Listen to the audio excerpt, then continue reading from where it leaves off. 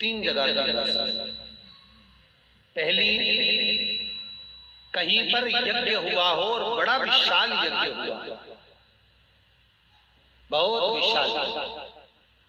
उस यज्ञ के विराम पर जो नारियल का गोला बांध कर पूर्ण आहुति में समर्पित करा जाता है, उस गोले के जल जाने के बाद जो राख तैयार होती है, उसका कालापन जो तैयार होता है, उसको उठाकर ले आए और कपड़े में उसको छान कर राख तैयार कर 3-4 बार छानने के बाद उस भस्म को जो शिवरात्रि के दिन रात के समय 12 बजे से 1 बजे के बीच में शिव जी को समर्पित कर देता है और उस भस्म को उठाकर उसमें घी मिलाकर मस्तक पर तिलक लगाकर चले जाता है। वो जिंदगी में कभी हार नहीं सकता, विजय ही पाता, उसकी कभी हार नहीं हो सकता।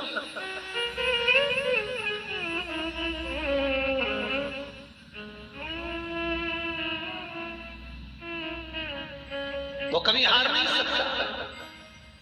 ये जितने राजनेता होते हैं, राजनीति करने वाले, टिकट मिलेगा नहीं मिलेगा, टिकट मिलेगा नहीं मिलेगा, उस मझधार में पड़े रहते हैं।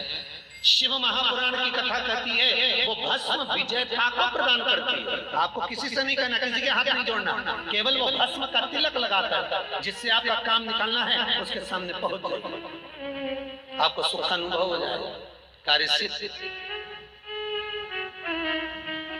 तो भस्म इतनी प्रबल हो, 3 जगह की दर्शन। दूसरी भस्म महाराज प्रदोष के समय पर, प्रदोष काल में,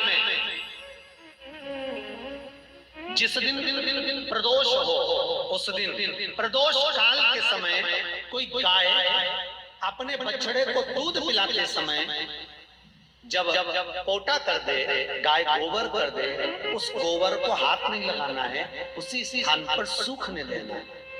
जब वो गोबर सूख जाए उसको उठाकर जलाकर उसकी भस्म तैयार कर ली जाए। किसी भी प्रदोष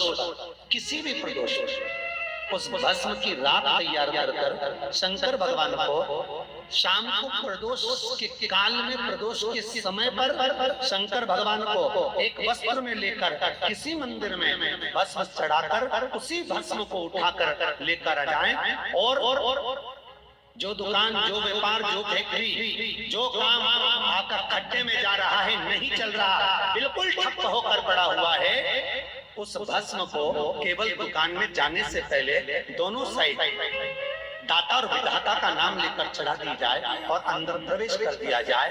अगर कितनी भी खड्डे में फैक्ट्री जा रही होगी, वो अव्वल में चलना प्रारंभ हो जाएगी। उस भस्म का इतना प्रमाण है। दूसरे नंबर पर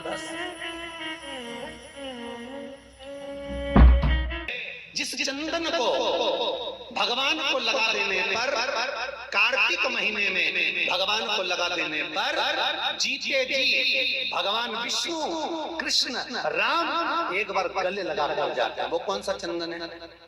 आपको पहले भी कथा में वर्णन किया, हरि चंदन। कौन सा चंदन है? हरि चंदन।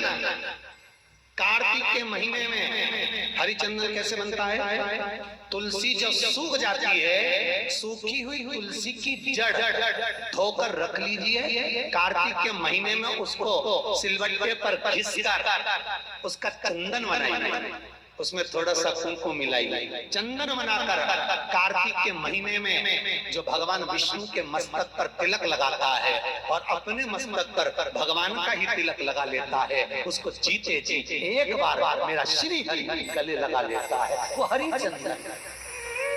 उसी तरह कार्तिक के महीने में सूखी हुई तुलसी की लकड़ी घी में भिगोकर, घी के दिए में घी भरकर जो भगवान के मंदिर में, भगवान श्री हरि के मंदिर में, नारायण राम कृष्ण के मंदिर में दिया जला देता है, उस लकड़ी का उसकी मनो